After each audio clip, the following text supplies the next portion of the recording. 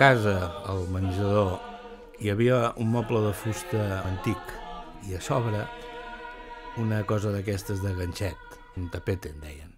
Afortunadament no hi havia discos per mi, que era el petit, i escoltava d'amagat els discos dels meus germans grans.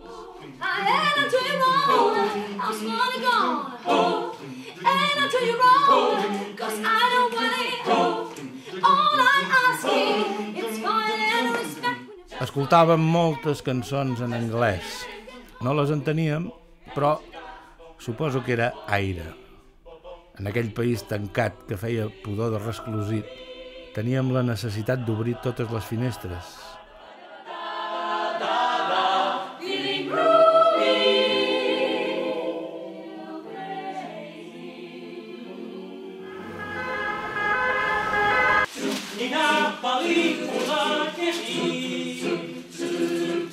Soc dels afortunats que van viure un moment especial.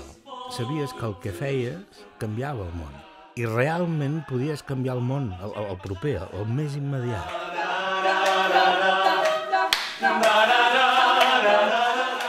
Hi ha un altre detall que t'he d'aclarir.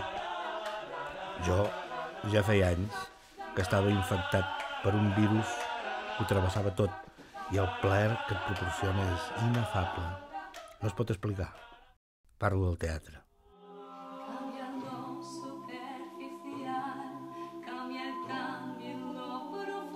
Escolta, quedem al bar. Hem de parlar.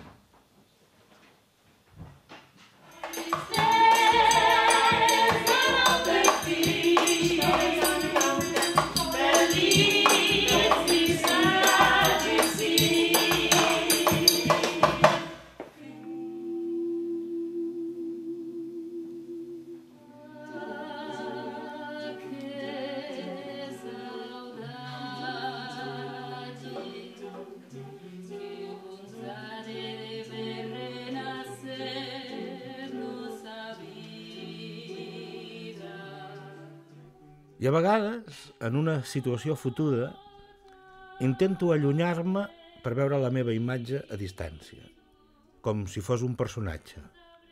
I si em faig riure, llavors em tranquil·litzo. Està molt bé això d'estimar algú sabent que no hi ha cap expectativa. Per favore, te vedi prima che noi devo correre un appuntamento. Domattina io ti cerco se vuoi.